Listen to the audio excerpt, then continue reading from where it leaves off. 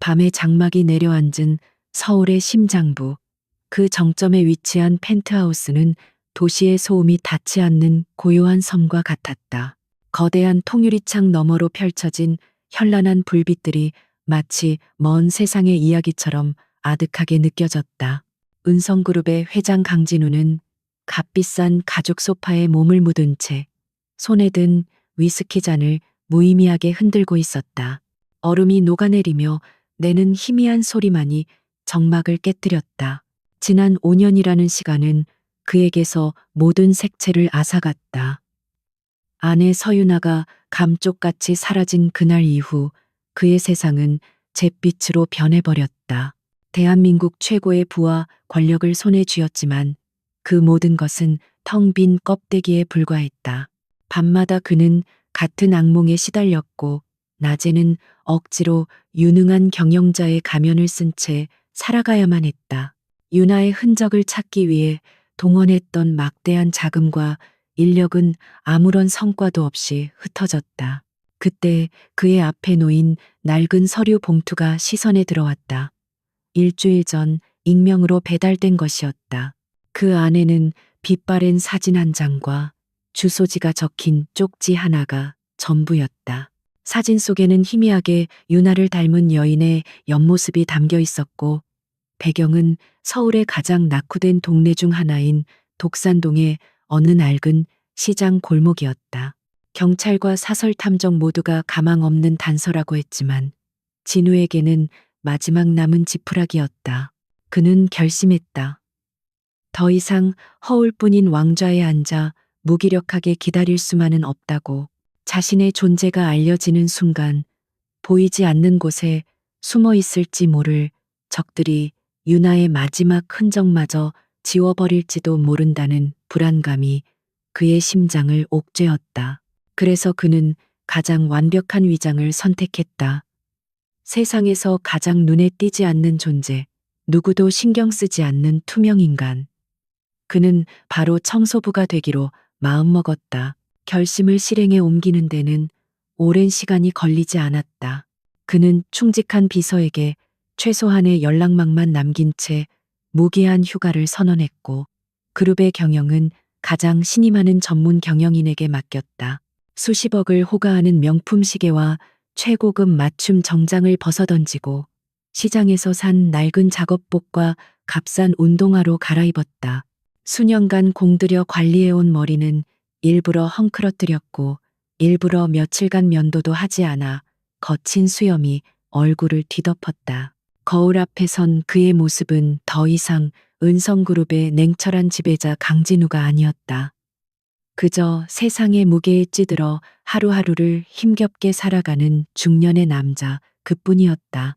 그는 자신의 모든 신분증과 신용카드를 금고 깊숙이 넣고 잠가버렸다. 주머니에는 오직 몇 장의 현금과 박철민이라는 가짜 이름이 적힌 낡은 신분증만이 남아 있었다. 모든 것을 버리고 그는 미로 같은 독산동으로 향했다. 독산동의 첫인상은 그가 상상했던 것 이상으로 혼란스러웠다. 좁은 골목길은 거미줄처럼 얽혀 있었고 양옆으로는 금방이라도 쓰러질 듯한 낡은 건물들이 위태롭게 버티고 섰다. 시장의 비릿한 생선 냄새와 음식물 쓰레기가 뒤섞인 악취가 코를 찔렀다. 화려한 강남의 불빛 아래에서는 결코 상상할 수 없었던 삶의 치열하고도 거친 민낯이 그곳에 있었다. 그는 사진 속 장소와 가장 가까운 작은 건물 관리사무소에 청소부로 취직했다. 까다로운 서류 절차나 신원 조회도 없었다. 그저 묵묵히 일할 사람이 필요했을 뿐 그의 정체를 의심하는 사람은 아무도 없었다. 그의 첫 업무는 새벽부터 시작되었다. 차가운 새벽 공기를 가르며 그는 낡은 건물들의 복도와 계단을 청소하고 밤새 쌓인 쓰레기들을 분리수거했다. 처음 며칠은 그야말로 지옥과 같았다. 평생 해본 적 없는 고된 육체 노동에 온몸의 근육이 비명을 질렀다. 손에는 굳은 살이 박이고 허리는 끊어질 듯한 통증에 시달렸다. 하지만 그는 멈추지 않았다. 오히려 육체의 고통이 5년간 그를 짓눌러온 정신적 고통을 잠시나마 잊게 해주었다. 땀방울이 바닥에 떨어질 때마다 그는 자신이 유나에게 한 걸음 더 다가가고 있다는 기묘한 위안을 느꼈다. 그는 청소부의 삶에 빠르게 적응해 나갔다. 사람들은 그를 그저 박씨 아저씨라고 불렀다. 아무도 그의 과거를 묻지 않았고 그의 행동에 관심을 두지 않았다. 그는 사람들의 눈을 피해 골목 구석구석을 샅샅이 훑었다. 사진 속 배경이 되었던 낡은 슈퍼마켓, 빛바랜 간판이 걸린 세탁소, 아이들의 웃음소리가 희미하게 들려오는 낡은 놀이터까지 모든 것이 그의 관찰 대상이었다. 그는 일을 마친 저녁이면 허름한 고시원의 좁디 좁은 방으로 돌아와 지친 몸을 눕혔다. 천장에 곰팡이 쓴 얼룩을 바라보며 그는 유나를 생각했다. 그녀가 만약 이 혹독한 곳에서 살았다면 얼마나 힘들고 외로웠을까. 그녀를 지켜주지 못했다는 죄책감이 다시금 그의 심장을 파고들었다. 하지만 그는 좌절하지 않았다. 이곳 어딘가에 그녀의 흔적이, 그녀가 남긴 메시지가 반드시 존재할 것이라 믿었다. 시간이 흐르면서 그는 독산동의 일부가 되어갔다. 새벽 시장의 활기찬 외침소리, 저녁 무렵 골목길에 퍼지는 구수한 된장찌개 냄새, 아이들의 소란스러운 웃음소리가 더 이상 낯설지 않았다. 그는 사람들의 얼굴을 익히고 그들의 무심한 대화에 귀를 기울였다. 혹시나 그 대화 속에 유나에 대한 작은 단서라도 섞여 있을까 하는 헛된 기대를 품으면서 어느덧 한 달이라는 시간이 흘렀다.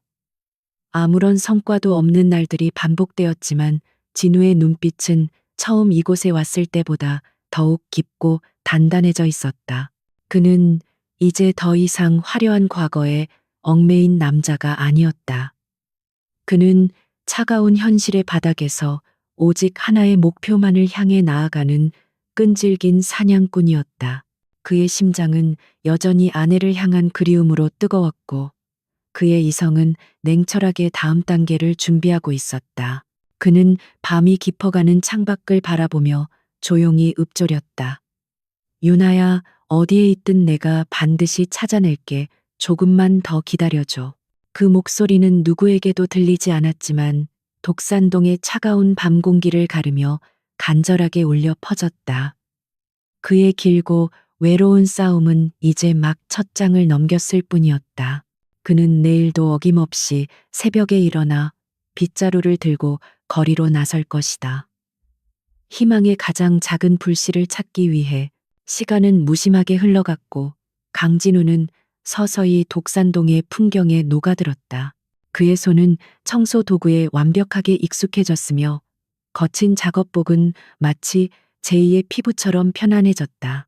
새벽 4시면 어김없이 눈을 떴고 동이 트기 전 가장 어두운 시간에 거리로 나서는 것이 그의 일상이 되었다. 고된 노동은 그의 몸을 깎아내리는 듯했지만 동시에 그의 정신은 날카롭게 벼려지고 있었다. 더 이상 그는 펜트하우스의 고독한 지배자가 아니었다. 그는 바닥에서부터 세상을 관찰하는 법을 배우고 있는 생존자였다. 그날도 여느 때와 같은 하루의 시작이었다. 낡은 상가 건물의 뒤편, 쓰레기 더미와 음식물 쓰레기통이 뒤엉켜 악취를 풍기는 좁은 골목을 청소하고 있을 때였다. 아이들의 소란스러운 웃음소리가 담벼락 너머에서 희미하게 들려왔다. 팍팍한 현실 속에서도 생명력 넘치는 그 소리는 진우에게 잠시나마 잊고 있던 작은 위안을 주었다. 그가 낡은 빗자루로 바닥에 찌든 때를 긁어내고 있을 때 통통 튀는 소리와 함께 빨간색 작은 공 하나가 그의 발치로 굴러왔다. 진우는 무심코 허리를 굽혀 공을 집어들었다. 그 순간 골목 어귀에서 작은 그림자 하나가 나타났다. 5살 남짓 되어 보이는 남자아이였다. 아이는 조금 낡았지만 깨끗하게 세탁된 옷을 입고 있었고 조심스러운 걸음으로 그를 향해 다가왔다. 아저씨, 그거 제 공이에요. 앳된 목소리가 골목의 탁한 공기를 갈랐다. 진우는 희미한 미소를 지으며 아이에게 공을 건네주기 위해 고개를 들었다. 그리고 그 순간 그의 세상이 멈췄다. 아이의 얼굴을 본 진우는 숨을 쉴 수가 없었다. 심장이 거대한 망치에 맞은 듯 쿵 내려앉았고 손에 들고 있던 공을 떨어뜨리는 것조차 잊었다. 아이의 까맣고 깊은 눈동자, 오똑한 콧날, 무언가에 집중할 때 살짝 굳어지는 인매까지 그 모든 것이 너무나도 익숙했다. 그것은 바로 수십 년간 거울을 통해 봐온 자신의 얼굴, 바로 강진우, 자신의 어린 시절 모습과 소름 끼치도록 똑같았다. 시간 여행이라도 한 것 같은 비현실적인 감각에 그의 이성이 마비될 지경이었다. 아이는 자신의 공을 든 채 멍하니 굳어버린 그를 이상하다는 듯이 올려다 보았다. 아저씨? 아이가 다시 한번 불렀지만 진우는 아무런 대답도 할 수 없었다. 머릿속에서는 수만 가지 질문이 폭풍처럼 휘몰아쳤다. 이 아이는 누구인가? 왜 나와 이렇게까지 닮은 것인가? 단순한 우연의 일치라고 하기에는 불가능에 가까운 닮음이었다. 그의 핏줄, 그의 유전자가 아니면 결코 설명할 수 없는 완벽한 판박이었다. 혹시 설마 유나와 관련이 있는 것일까? 그 생각에 이르자 온몸에 전율이 흘렀다. 5년 동안의 절망적인 수색, 그 끝에서 마주한 이 기적 같은 혹은 저주 같은 현실 앞에서 그는 완전히 무력해졌다. 그때 날카로운 여자의 목소리가 그의 혼란을 깨뜨렸다. 한민준, 이리 와. 낯선 사람이랑 함부로 얘기하지 말랬지. 목소리의 주인은 30 초반으로 보이는 평범한 인상의 여자였다. 그녀는 아이에게 달려와 아이의 어깨를 감싸 안으며 진우를 향해 날카로운 경계심을 드러냈다. 여자의 눈빛은 그저 낯선 일을 경계하는 수준을 넘어 무언가를 필사적으로 숨기려는 듯한 불안감에 휩싸여 있었다. 그녀는 진우의 허름한 행색과 멍한 표정을 위아래로 훑어보더니 아이의 손을 낚아채듯 잡고 서둘러 골목을 빠져나갔다. 아이는 영문도 모른 채 엄마의 손에 이끌려가며 뒤를 돌아보았고 그 마지막 시선이 진우의 심장에 깊이 밝혔다. 오수진, 진우는 여자가 아이를 데리고 들어간 낡은 빌라의 우편함에서 그 이름을 똑똑히 보았다. 그날 이후 강진우의 삶은 송두리째 바뀌었다. 아내를 찾겠다는 막연한 목표는 이제 한 아이의 정체를 밝혀내야 한다는 구체적이고도 절박한 사명으로 변했다. 그는 더 이상 무작정 골목을 헤매지 않았다. 그의 모든 움직임은 한민준이라는 작은 아이와 그의 보호자 오수진을 중심으로 이루어졌다. 그는 일부러 그들이 사는 빌라 주변의 청소 구역을 자청했고 그들의 일거수일투족을 그림자처럼 쫓기 시작했다. 그의 관찰을 통해 알아낸 사실들은 그의 의심을 더욱 증폭시켰다. 오수진이라는 여자는 근처의 작은 식당에서 파트타임으로 일하며 근근히 살아가는 듯 보였다. 하지만 그녀의 행동은 평범한 미혼모라고 보기에는 지나치게 조심스러웠다. 그녀는 항상 주위를 살폈고 낯선 사람이 아들 민준에게 조금이라도 가까이 다가오면 극도의 경계심을 보였다. 마치 누군가에게 쫓기고 있는 사람처럼 그녀의 삶에는 보이지 않는 긴장감이 팽팽하게 감돌고 있었다. 진우는 민준이 동네의 작은 어린이집에 다닌다는 사실을 알아냈다. 그는 어린이집 주변을 청소하는 척하며 멀리서 아이가 노는 모습을 지켜보았다. 웃고 떠들고 친구들과 장난치는 아이의 모든 모습이 그의 가슴에 아프게 밝혔다. 만약 저 아이가 정말 자신의 아들이라면 그는 아들의 가장 소중한 성장 과정을 5년이나 놓쳐버린 것이다. 분노와 회한, 그리고 알 수 없는 애틋함이 뒤섞여 그의 감정을 휘저었다. 어느 날 저녁 그는 일을 마치고 그들의 빌라 계단을 청소하고 있었다. 일부러 시간을 맞춰 그들이 돌아오기를 기다린 것이었다. 마침내 계단을 올라오는 두 사람의 발소리가 들렸다. 진우는 고개를 숙인 채 묵묵히 걸레질에만 집중하는 척했다. 엄마, 오늘 어린이집에서 선생님이 그림 잘 그렸다고 칭찬해 줬어요. 민준의 밝은 목소리가 울렸다. 우리 아들 잘했네. 무슨 그림 그렸는데? 오수진의 목소리는 피곤함 속에서도 다정함이 묻어났다. 그 순간 계단을 오르던 민준이 발을 헛디뎠다. 악, 짧은 비명과 함께 아이의 작은 몸이 앞으로 고꾸라졌다. 진우는 본능적으로 몸을 날렸다. 그의 육중한 몸이 믿을 수 없는 속도로 움직여 넘어지는 아이를 품에 받아 안았다. 아이의 작고 따뜻한 체온이 그의 팔을 통해 심장까지 전해졌다. 짧은 순간이었지만 그는 세상 모든 것을 얻은 듯한 충만함과 동시에 모든 것을 잃어버린 듯한 공허함을 느꼈다. 민준아, 괜찮니? 오수진이 하얗게 질린 얼굴로 달려와 아이를 채갔다. 그녀는 아이의 몸을 살피면서도 진우를 향한 의심과 경계의 눈빛을 거두지 않았다. 고맙습니다. 그녀는 마지못해 감사를 표했지만 그 목소리는 차갑게 떨리고 있었다. 그녀는 다시는 그와 엮이고 싶지 않다는 듯 서둘러 아이를 데리고 집으로 사라졌다. 텅 빈 계단에 홀로 남은 진우는 자신의 팔에 남은 아이의 온기를 느끼며 한참 동안 그 자리에 서 있었다. 그날 밤 그는 자신의 허름한 고시원 방으로 돌아와 낡은 수첩을 펼쳤다. 그는 기억을 더듬어 민준의 얼굴을 그리기 시작했다. 전문적인 그림 실력은 아니었지만 특징을 잡아내는 그의 능력은 탁월했다.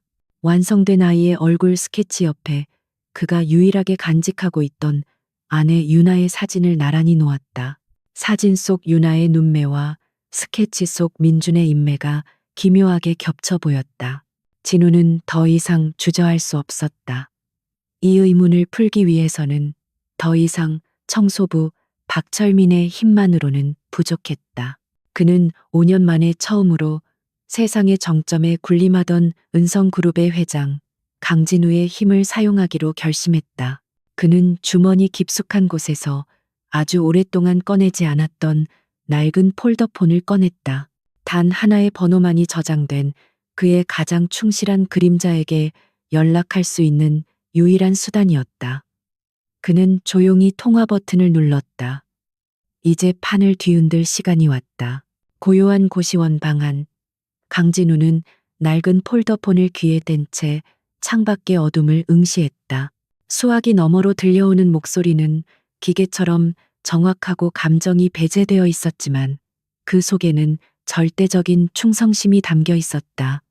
회장님, 5년 만입니다.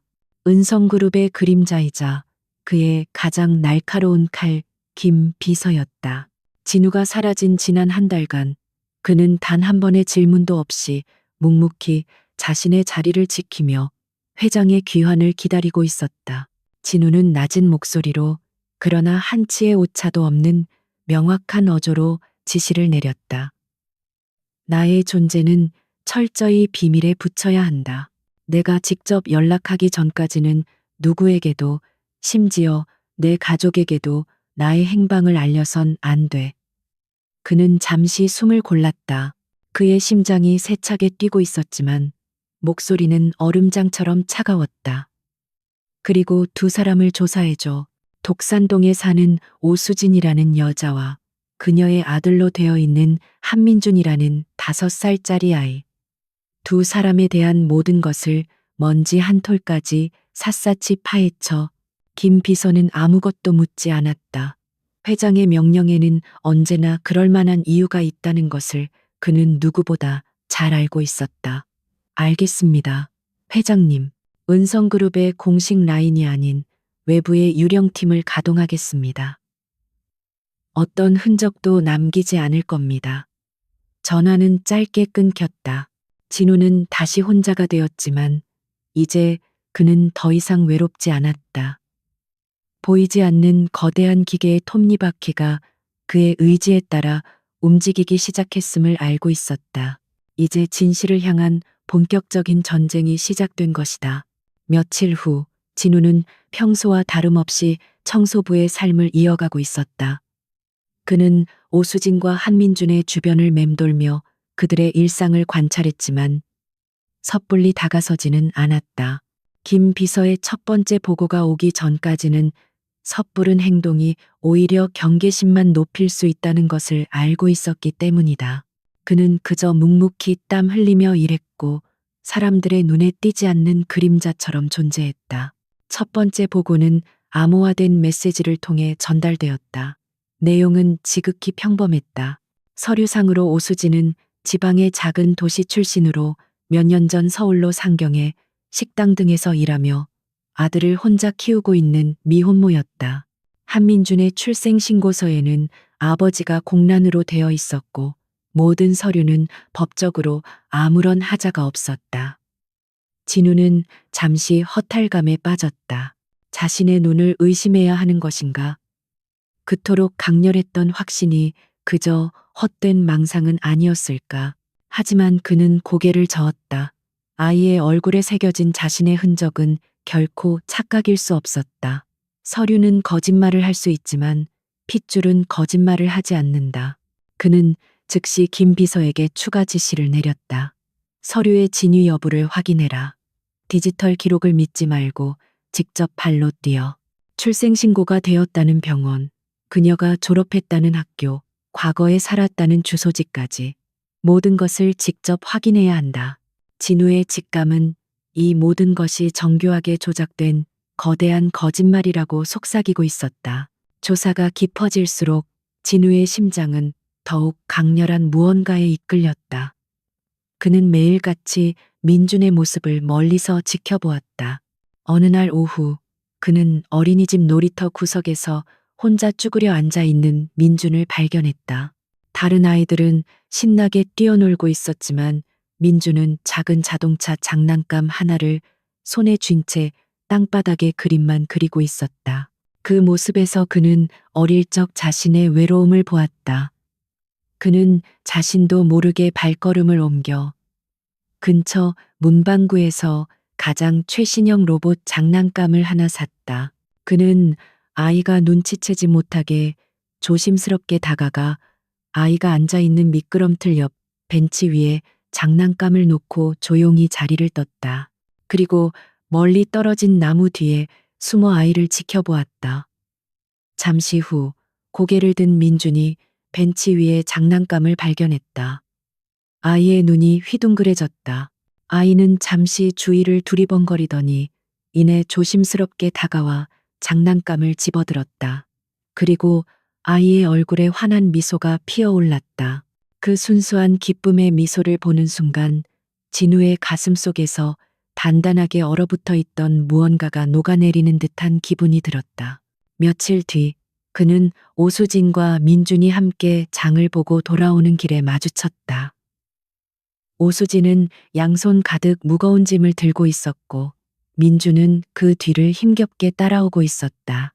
그때 민준이 들고 있던 작은 봉지 하나가 터지면서 안에 있던 사과 몇 개가 대굴대굴 길바닥으로 굴러갔다. 아이는 어쩔 줄 몰라 하며 울먹였다. 오수진은 짐 때문에 허리를 굽힐 수도 없는 난감한 상황이었다. 진우는 주저하지 않고 다가가 흩어진 사과들을 주워 담았다. 고맙습니다, 아저씨. 오수진은 여전히 경계심을 풀지 않았지만 전보다는 조금 부드러운 목소리로 말했다. 진우는 아무 말 없이 고개를 끄덕이며 사과를 건넸다. 그때 그의 얼굴을 올려다보던 민준이 해맑게 말했다. 엄마, 이 아저씨 눈이 꼭 아빠 눈 같아요. 그 순진무구한 한마디가 비수처럼 진우의 심장을 꿰뚫었다. 오수진의 얼굴은 순간 새하얗게 질렸고 그녀는 당황하며 아이의 입을 막았다. 민준아, 무슨 소리야. 아빠 얼굴도 본 적 없으면서. 그녀는 서둘러 진우에게 목례를 하고는 도망치듯 자리를 피했다. 홀로 남은 진우는 그 자리에 얼어붙은 듯 서 있었다. 아빠 눈이라는 아이의 말이 그의 뇌리에서 떠나지 않았다. 아이는 본능적으로 느끼고 있었던 것이다. 자신에게 흐르는 피의 근원을 이제 그에게는 더 이상 의심의 여지가 없었다. 한민주는 자신의 아들이었다. 그리고 오수진은 그 비밀을 지키기 위해 필사적으로 거짓된 삶을 살아가고 있었다. 그녀를 이렇게 만든 배우는 누구인가? 그리고 진짜 엄마인 유나는 지금 어디에 있는 것인가? 그날 밤 결정적인 보고가 도착했다. 김 비서가 보낸 파일에는 충격적인 진실이 담겨 있었다. 한민준이 태어났다고 기록된 병원에는 그날 오수진이라는 산모의 출산 기록이 존재하지 않았다. 그녀가 졸업했다는 초등학교와 중학교의 생활기록부는 교묘하게 위조된 것이었으며 그녀가 과거에 살았다는 주소지는 이미 10년 전에 재개발로 사라진 유령 주소였다. 오수진이라는 인물의 과거는 완벽하게 조작된 허상이었다. 누군가가 5년 전 서윤아가 사라진 그 시점에 맞춰 그녀에게 새로운 신분을 만들어주고 철저하게 과거를 지워버린 것이다. 진우는 차가운 분노에 휩싸였다. 이것은 단순한 개인의 소행이 아니었다. 이 정도 수준의 정보 조작과 신분 위조는 국가기관 수준의 정보력과 막대한 자금이 동원되지 않으면 불가능한 일이었다. 그의 머릿속에 한 사람의 얼굴이 떠올랐다. 언제나 온화한 미소 뒤에 날카로운 야심을 숨기고 있던 남자. 자신이 가장 믿었던 사촌 동생이자 은성그룹의 부회장인 최태준. 유나가 사라진 후 가장 큰 이득을 본 사람이 바로 그였다. 진우는 자신의 허름한 고시원 방과 손에 들린 첨단 기술로 분석된 위조 서류들을 번갈아 보았다.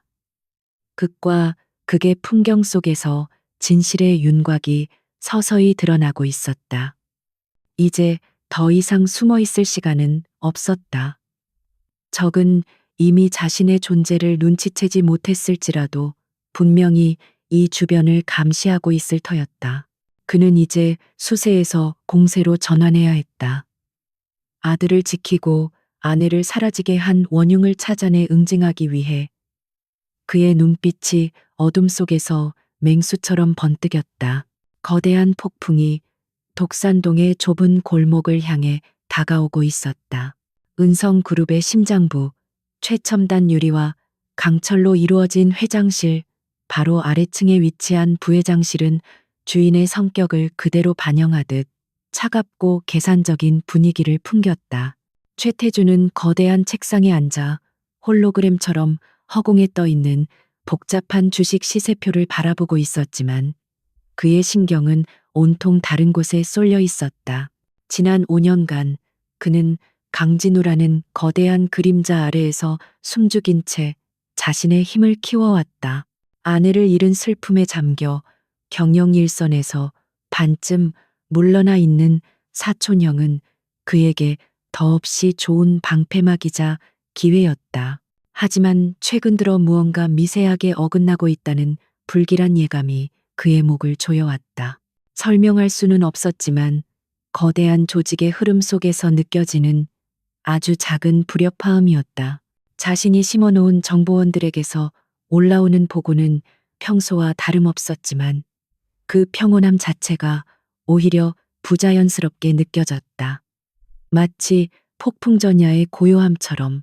그는 강진우가 단순히 슬픔에 잠겨 있는 것이 아닐지도 모른다는 의심을 떨칠 수 없었다. 5년 동안 잠들어 있던 맹수가 서서히 눈을 뜨고 있는 것은 아닐까. 그의 불안감은 얼마 전 자신이 관리하던 유령 계좌 중 하나에서 아주 미미한 자금 추적 시도가 있었다는 것을 발견했을 때 극에 달했다.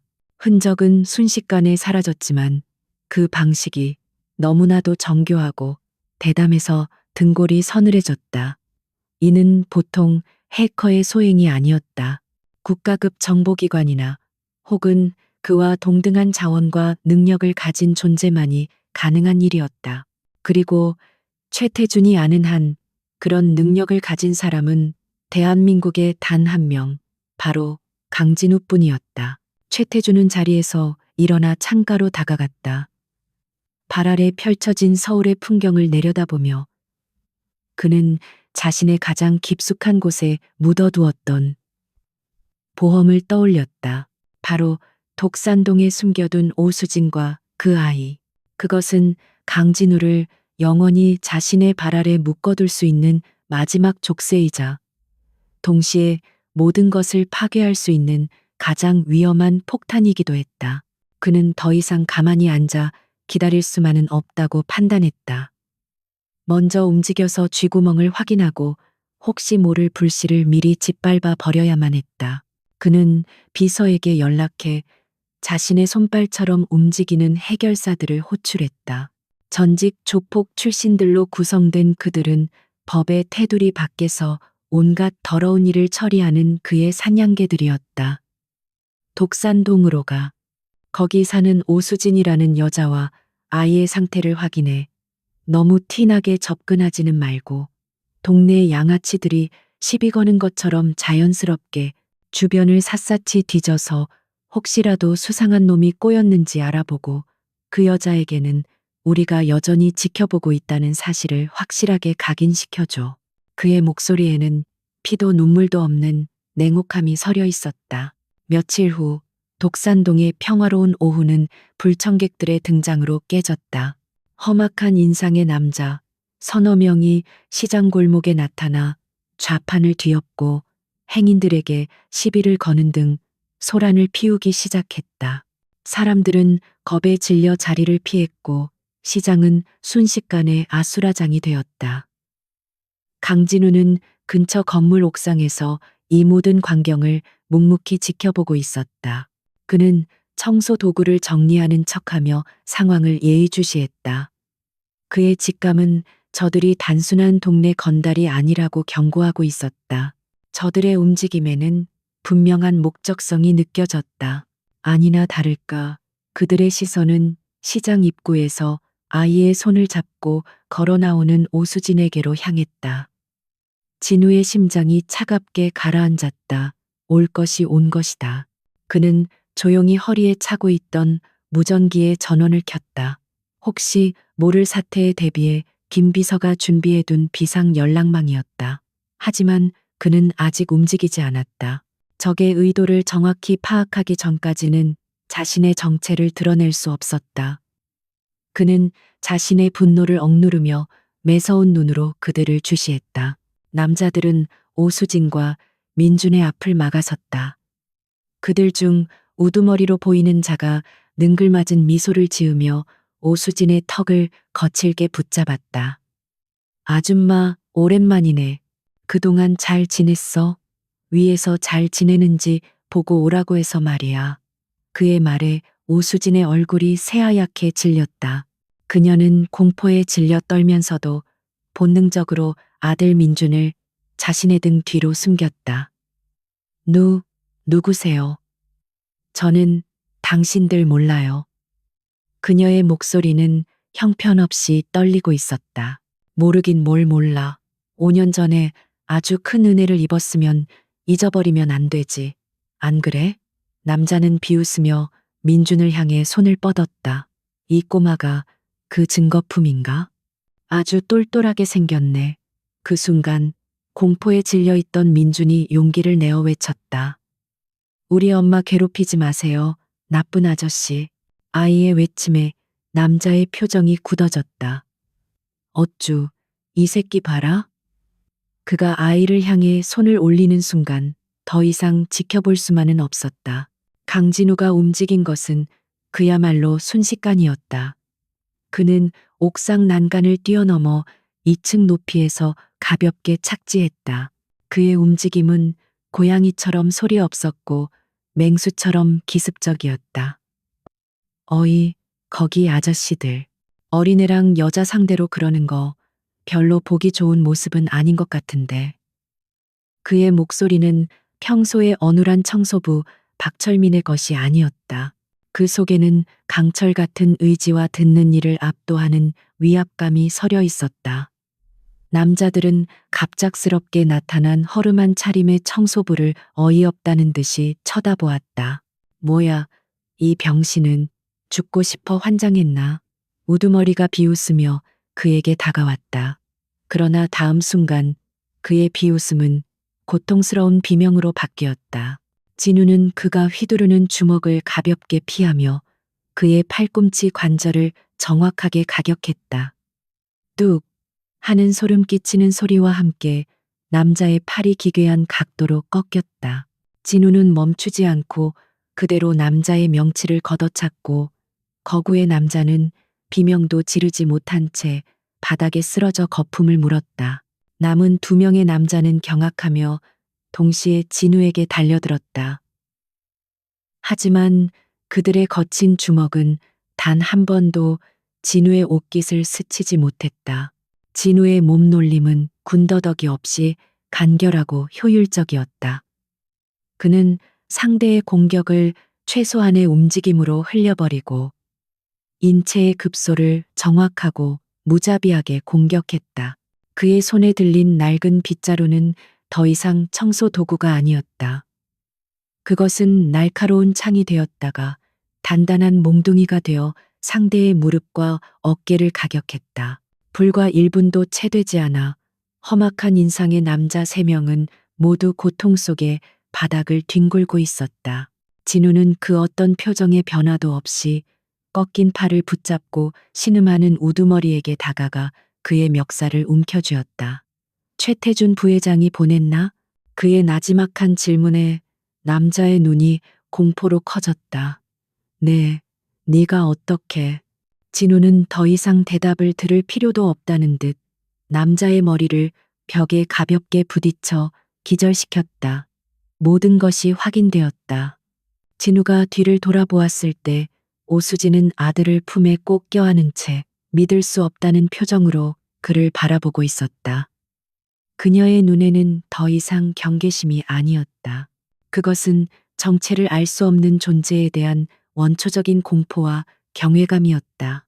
평범하고 어눌해 보였던 동네 청소부 아저씨가 순식간에 괴물 같은 싸움 실력을 보여준 이 비현실적인 상황을 그녀는 도저히 이해할 수 없었다. 강진우는 그녀에게 아무 말도 하지 않았다. 그는 그저 고개를 돌려 어둠 속으로 조용히 사라졌다. 그의 임무는 끝났고 이제 그의 정체가 드러나는 것은 시간 문제였다. 전쟁의 서막은 이미 올랐다. 그날 밤 독산동의 공기는 유난히 무겁고 축축하게 가라앉아 있었다. 시장 골목에서 벌어진 한낮의 소동은 언제 그랬냐는 듯 흔적도 없이 사라졌지만 보이지 않는 긴장감은 거미줄처럼 동네 구석구석에 얽혀 있었다. 강진우는 어둠 속으로 사라지지 않았다. 그는 오수진의 낡은 빌라가 한눈에 들어오는 맞은편 건물의 그림자 속에 몸을 숨긴 채 조용히 기다리고 있었다. 그의 인내심은 바위와도 같았다. 오늘 밤 그는 모든 진실을 들어야만 했다. 빌라의 작은 창문으로 새어나오는 희미한 불빛이 몇 번이고 흔들렸다. 안에서 벌어지고 있을 극심한 혼란과 공포가 불빛의 떨림을 통해 고스란히 전해져 오는 듯했다. 한참의 시간이 흐른 뒤 진우는 마침내 움직였다. 그는 더 이상 청소부 박철민처럼 어깨를 구부정하게 숙이지 않았다. 그의 걸음거리는 소리 없이 단호했으며 그의 등은 꼿꼿하게 펴져 있었다. 마치 왕좌를 되찾으러 가는 왕처럼 그의 전신에서는 범접할 수 없는 위엄이 흘러나왔다. 낡은 철문을 지나 삐걱거리는 계단을 오르는 그의 발소리는 유난히 크게 울렸다. 3층 오수진의 집 현관문 앞에 섰을 때 그는 잠시 숨을 골랐다. 문 너머에서는 아이를 재우는 듯한 희미한 자장가 소리가 들려왔다. 그는 문을 두드리지 않았다. 대신 아주 낮고 차분하지만 문을 뚫고 상대방의 심장까지 파고들 만큼 강렬한 목소리로 말했다. 오수진 씨, 문 좀 열어주시죠. 강진우입니다. 그가 자신의 진짜 이름을 밝힌 것은 5년 만에 처음이었다. 안에서는 모든 소리가 멎었다. 숨막히는 침묵이 몇 초간 이어지더니 이내 무언가 넘어지는 소리와 함께 다급한 움직임이 느껴졌다. 하지만 문은 열리지 않았다. 진우는 다시 한번, 이번에는 더욱 단호한 어조로 말했다. 최태준이 보낸 놈들로부터 당신과 아이를 구해준 사람입니다. 당신이 문을 열지 않는다면 나는 이 문을 부수고 들어갈 수밖에 없습니다. 그리고 그 소라는 당신과 아이에게 더 큰 위험을 불러올 뿐입니다. 선택은 당신의 몫입니다. 그의 말에는 더 이상의 협박도 회유도 없었다. 오직 거부할 수 없는 사실과 그로 인한 결과만이 담겨 있었다. 잠시 후 자물쇠가 풀리는 소리가 희미하게 들리고 문이 아주 조금 열렸다. 문틈으로 보이는 오수진의 얼굴은 공포와 불신 그리고 체념이 뒤섞여 엉망이었다. 그녀는 쇠사슬을 건 채로 문틈 너머의 남자를 바라보았다. 낮에 보았던 허름한 청소부의 모습은 온데간데 없었다. 어둠 속에서도 형형하게 빛나는 그의 눈빛은 그녀의 영혼까지 꿰뚫어 보는 듯했다. 진우는 그녀의 눈을 피하지 않고 똑바로 마주 보았다. 당신이 지키려는 아이, 한민준. 그 아이는 내 아들입니다. 그의 직설적인 한마디에 오수진의 마지막 방어선이 무너져 내렸다. 그녀는 비틀거리며 뒷걸음질 쳤고 진우는 자연스럽게 쇠사슬을 밀어내고 안으로 들어섰다. 좁은 거실은 아이의 장난감과 생활용품들로 어지러웠지만 가난 속에서도 정갈하게 정돈되어 있었다. 아이는 안쪽 방 작은 이불 위에서 곤히 잠들어 있었다. 오수진은 소파 구석에 주저앉아 고개를 숙인 채 흐느끼기 시작했다. 그녀의 어깨가 가냘프게 떨렸다. 모든 걸 알고 있었군요. 그녀의 목소리는 절망으로 가득 차 있었다. 진우는 그녀의 맞은편에 조용히 앉았다. 그는 그녀를 다그치지 않았다. 대신 지치고 상처받은 한 인간에 대한 최소한의 예의를 갖춰 조용히 그녀의 고백을 기다렸다. 마침내 오수진은 눈물을 닦고 고개를 들었다. 그리고 지난 5년간 그녀를 짓눌러왔던 끔찍한 비밀의 무게를 토해내기 시작했다. 유나 언니는 제게 친언니 이상인 사람이었어요. 그녀의 이야기는 그렇게 시작되었다. 그녀와 서유나는 보육원에서 함께 자란 자매 같은 사이였다. 유나가 재벌가의 며느리가 된 후에도 둘의 우정은 변치 않았다. 하지만 언제부턴가 유나는 어두운 그림자에 휩싸이기 시작했다. 그녀는 남편 강진우를 진심으로 사랑했지만 남편의 사촌 동생인 최태준의 교활한 야심을 눈치챘다. 최태준이 회사의 자금을 빼돌리고 비밀리에 이사들을 포섭하여 경영권을 찬탈하려는 음모를 꾸미고 있다는 사실을 알게 된 것이다. 유나는 남편에게 알리고 싶었지만 섣불리 말했다가는 오히려 최태준에게 역공을 당할 빌미만 줄 뿐이라는 것을 알았다. 최태준은 이미 회사 내부의 거미줄 같은 인맥을 구축해 놓은 상태였다. 그래서 그녀는 혼자서 비밀리에 최태준의 비리를 입증할 증거를 모으기 시작했다. 그러던 중 그녀는 자신이 임신했다는 사실을 알게 되었다. 기쁨도 잠시, 그녀의 위험한 조사는 더욱 절박해졌다. 자신뿐만 아니라 뱃속의 아이까지 지켜야만 했기 때문이다. 하지만 최태준은 그녀가 생각했던 것보다 훨씬 더 교활하고 잔인했다. 그가 유나의 움직임을 눈치챈 것은 시간 문제였다. 유나의 모든 연락은 도청당하고 있었고 그녀의 주변에는 항상 감시의 눈길이 번뜩였다. 위협을 느낀 유나는 자신이 모은 모든 증거를 담은 작은 USB 하나를 들고 도망쳐야만 했다. 그녀가 유일하게 믿고 의지할 수 있는 사람은 오수진 뿐이었다. 만삭의 몸으로 수진의 작은 자취방에 숨어든 유나는 절망적인 상황 속에서도 아이를 포기하지 않았다. 그러나 최태준의 추격은 집요했다. 그들이 은신처를 옮기던 어느 비 오는 밤 극심한 스트레스와 불안감 속에서 유나는 갑작스러운 산통을 느꼈다. 병원으로 갈 수는 없는 상황. 수지는 낡은 여관방에서 필사적으로 유나의 출산을 도왔다. 그렇게 세상의 축복을 받지 못한 채 한민준이 태어났다. 유나는 핏덩이 아들을 품에 안고 하염없이 눈물만 흘렸다. 그녀는 알고 있었다. 갓 태어난 아들을 데리고 이 지옥 같은 도망을 계속할 수는 없다는 것을. 결국 유나는 가장 가슴 아픈 결정을 내렸다.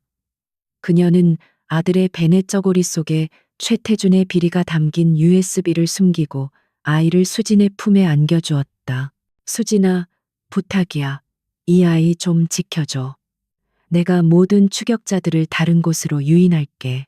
내가 돌아오지 못하더라도 언젠가 이 아이의 아빠가 반드시 우리를 찾아낼 거야. 그때까지 우리 민준이를 부탁해. 그것이 유나가 남긴 마지막 말이었다.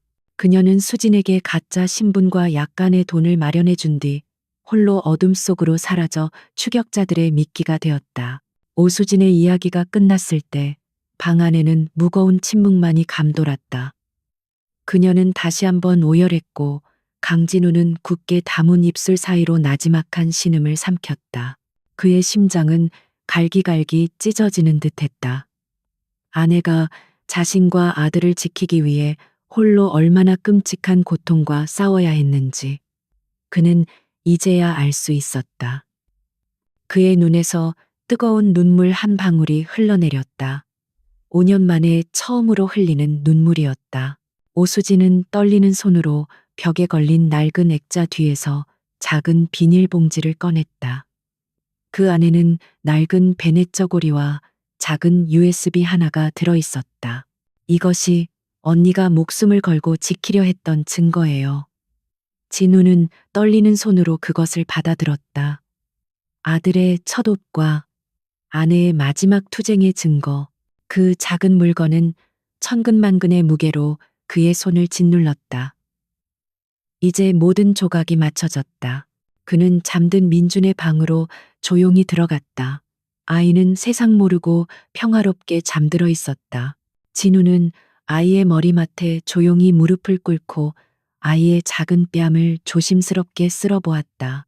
자신과 똑 닮은 얼굴, 그리고 사진으로만 보았던 아내의 흔적이 깃든 얼굴이었다. 미안하다, 아들아. 아빠가 너무 늦었지. 그의 목소리는 물기에 젖어 있었다. 그는 아이의 이마에 조용히 입을 맞추었다. 그것은 늦어버린 아빠의 첫 인사이자 모든 것을 되돌려 놓겠다는 피의 맹세였다. 그는 이제 더 이상 도망치거나 숨지 않을 것이다. 은성그룹의 진정한 주인이 그리고 한 아이의 아버지가 지옥의 밑바닥에서 돌아올 시간이었다. 다음 날 새벽 서울의 스카이라인이 잠에서 깨어나기도 전 은성그룹의 거대한 심장은 이미 격렬하게 요동치기 시작했다. 지난 한 달간 주인을 잃고 멈춰 있던 최상층 회장실의 불이 5년 만에 처음으로 환하게 켜졌기 때문이다. 소문은 빛의 속도로 퍼져나갔다. 아내를 잃은 슬픔에 잠겨 은둔하던 회장 강진우가 돌아왔다는 소식이었다. 낡은 청소부의 작업복을 벗어 던진 그는 다시 한번 그의 몸에 완벽하게 맞는 검은색 맞춤 정장을 입고 있었다. 하지만 그의 눈빛은 과거의 냉철한 경영자의 그것을 넘어 지옥의 불길을 품고 돌아온 복수기처럼 이글거리고 있었다. 그의 귀환은 그 자체로 거대한 폭풍이었다. 로비에 들어서는 순간부터 그를 알아본 직원들은 유령이라도 본 것처럼 굳어버렸다. 그의 발걸음이 닿는 곳마다 소음은 멎었고 공기는 팽팽하게 당겨졌다. 그는 누구에게도 눈길을 주지 않은 채 오직 자신의 왕좌를 향해 곧장 걸어갔다. 그의 뒤를 따르는 이는 5년 전과 마찬가지로 그림자 같은 김 비서뿐이었다. 그의 손에는 작은 USB 하나가 들려 있었다. 그것은 한 여인의 목숨과 맞바꾼 거대한 제국을 뒤흔들 수 있는 진실의 파편이었다. 최태주는 자신의 집무실에서 이 믿을 수 없는 소식을 전해 들었다. 처음에는 어젯밤 독산동에서 보낸 놈들의 실패를 보고하는 전화라고 생각했다. 하지만 수화기 너머로 들려온 비서의 떨리는 목소리는 그의 모든 예상을 산산조각 냈다. 강진우가 돌아왔다. 그리고 도착하자마자 긴급 이사회를 소집했다. 최태준의 등줄기로 차가운 식은땀이 흘렀다. 우연일 리가 없었다. 어젯밤의 습격과 오늘의 귀환은 명백하게 연결되어 있었다. 5년간 죽은 듯이 지내던 그가 하필이면 지금 이사회가 열리는 회의실의 공기는 얼음장처럼 차가웠다. 이사들은 서로 눈치만 살피며 불안한 침묵을 지키고 있었다. 마침내 회의실 문이 열리고 강진우가 들어섰다. 그의 등장만으로도 회의실의 온도가 몇 도는 더 내려가는 듯했다. 그는 상석에 앉아 있는 최태준을 잠시 아무 말 없이 응시했다. 그 시선에는 경멸과 분노, 그리고 아주 약간의 연민마저 섞여 있었다. 최태준은 애써 태연한 척 미소를 지으려 했지만 입꼬리가 경련하는 것을 막을 수는 없었다. 강진우는 회의 테이블을 천천히 둘러보며 입을 열었다. 그의 목소리는 나지막했지만 회의실 전체를 압도하는 힘이 있었다. 오늘 제가 이 자리에 다시 선 이유는 지난 5년간 우리 은성그룹 내부에 자라난 거대한 암 덩어리를 도려내기 위함입니다. 그는 말을 멈추고 최태준과 눈을 맞췄다. 그리고 그 암 덩어리의 중심에는 바로 제 사촌 동생이자 이 회사의 부회장인 최태준 씨가 있습니다. 회의실은 술렁이기 시작했다.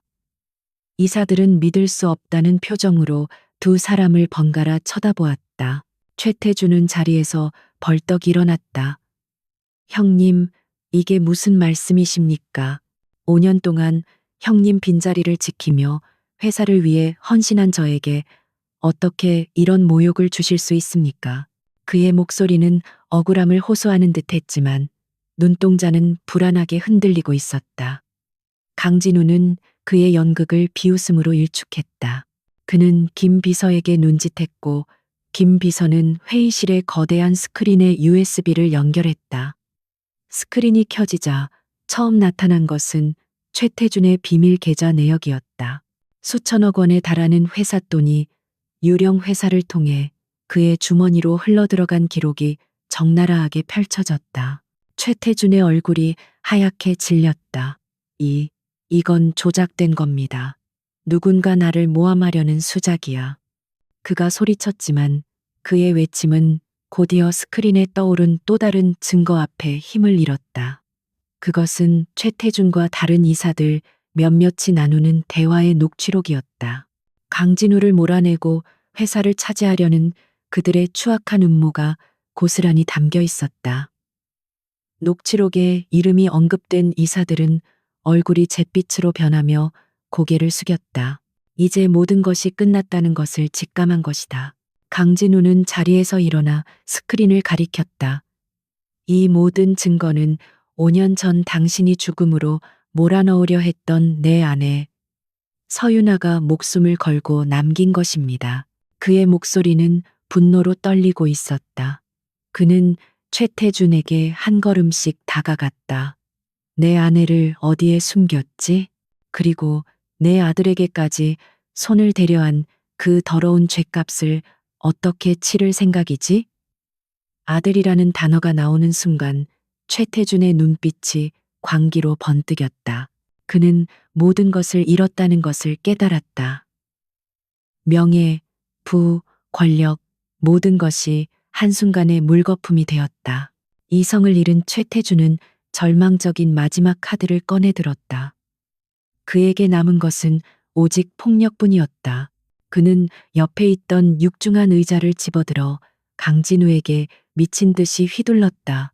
회의실은 비명과 함께 아수라장이 되었다. 하지만 강진우는 더 이상 5년 전에 온화한 경영자가 아니었다. 그는 지옥의 밑바닥에서 단련된 전사였다. 그는 가볍게 몸을 날려 의자를 피하고 그대로 최태준의 품으로 파고들어 그의 복부를 강타했다. 컥, 최태준은 비명을 지르며 쓰러졌다. 하지만 그의 발악은 끝나지 않았다. 그는 품속에서 숨겨두었던 작은 칼을 꺼내 들고 다시 덤벼들었다. 너만 없었으면 이 모든 건 다 내 것이었어. 너랑 그 빌어먹을 계집, 그리고 내 놈의 새끼까지 전부 다 죽여버릴 거야. 그의 외침은 증오와 광기로 가득 차 있었다. 강진우는 그의 칼을 든 손목을 가볍게 낚아채 비틀었다. 뼈가 부러지는 끔찍한 소리와 함께 칼이 바닥에 떨어졌다. 진우는 그대로 최태준의 멱살을 잡고 벽으로 밀어붙였다. 그의 눈에서는 살기가 뿜어져 나왔다. 그 순간 회의실 문이 거칠게 열리고 무장한 경찰들이 들이닥쳤다. 김 비서가 이미 모든 준비를 끝마쳐 놓은 것이었다. 최태준은 무력하게 체포되었다. 그는 끌려가면서도 강진우를 향해 저주를 퍼부었다. 강진우, 이걸로 끝났다고 생각하지 마. 넌 절대로 그 여자를 찾지 못할 거야. 영원히. 그의 악에 바친 목소리가 복도를 울렸지만 강진우는 더 이상 그에게 눈길조차 주지 않았다. 모든 것이 정리된 후 강진우는 회의실 창가에 서서 텅 빈 도시를 내려다보았다. 거대한 폭풍이 지나갔지만 그의 마음은 여전히 무거웠다. 그는 이제 은성그룹의 회장으로 돌아왔지만 그의 진짜 싸움은 아직 끝나지 않았다. 그는 주머니에서 휴대폰을 꺼내 김 비서가 미리 준비해둔 안전가옥으로 전화를 걸었다. 수화기 너머로 오수진의 안도하는 목소리와 함께 해맑은 아이의 목소리가 들려왔다. 아빠예요? 그 한마디에 강철 같던 그의 심장이 속절없이 무너져 내렸다. 그는 이제 하나의 아빠로서 아직 끝나지 않은 아내의 행방을 찾아야만 했다. 최태준의 몰락은 빠르고 철저했다.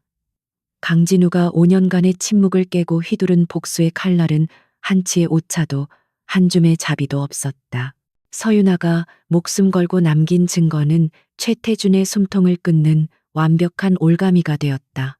횡령, 배임, 살인교사 혐의까지 더해져 그는 법의 가장 엄중한 심판대 위에 세워졌다.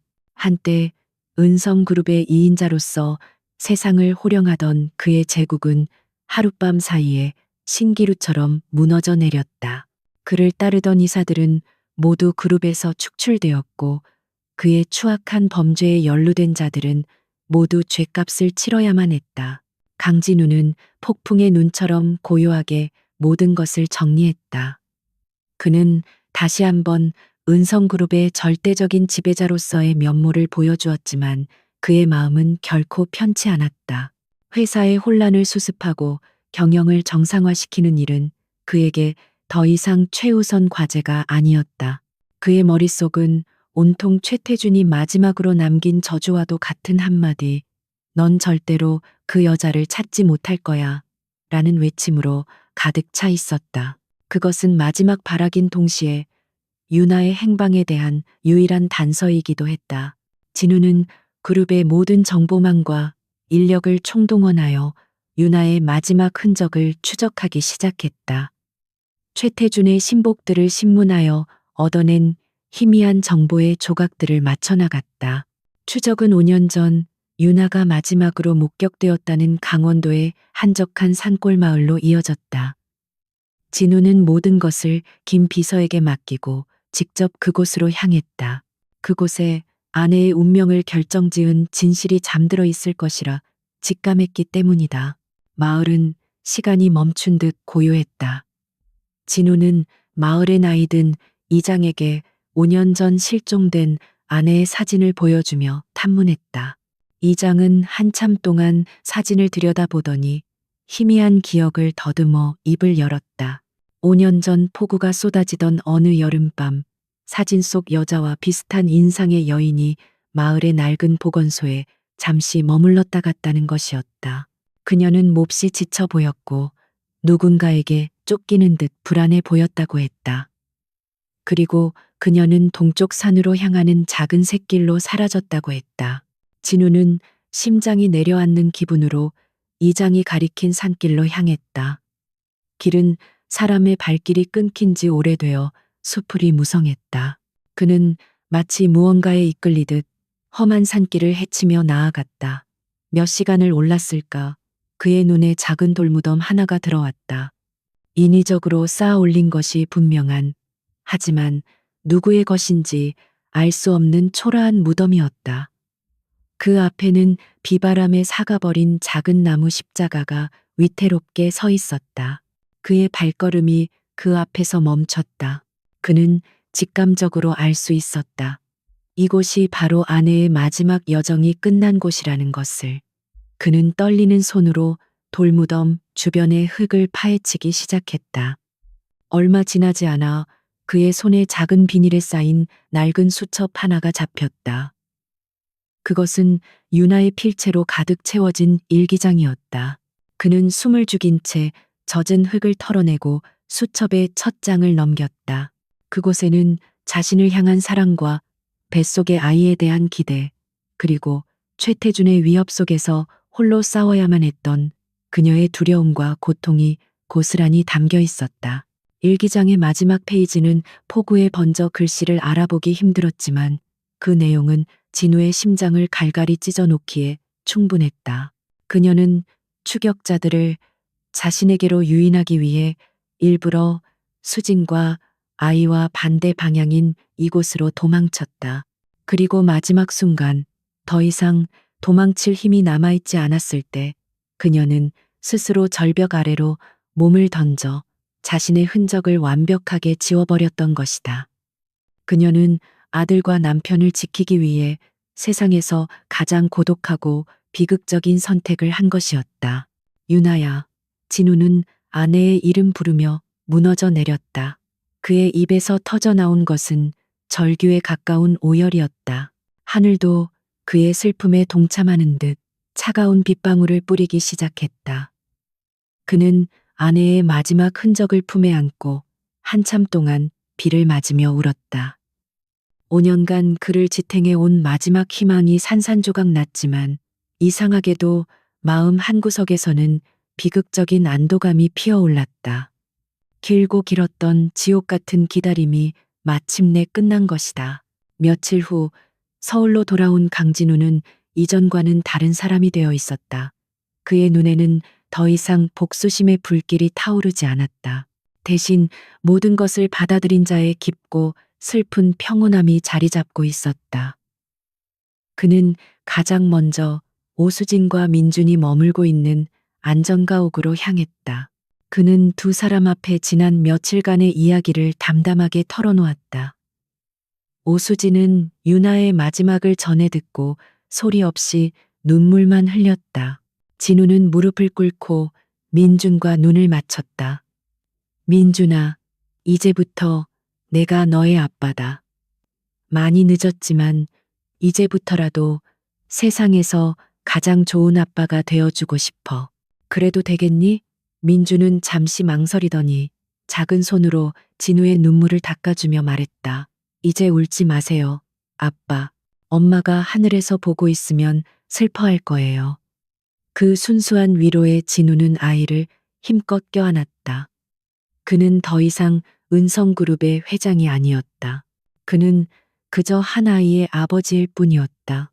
그는 오수진에게도 진심을 담아 제안했다. 수진 씨, 당신은 지난 5년간 제 아들을 지켜준 은인입니다. 그리고 민준이에게는 유일한 엄마였습니다. 괜찮으시다면 앞으로도 민준이의 엄마로 남아주시지 않겠습니까? 저와 함께 우리 세 사람이 새로운 가족이 되는 겁니다.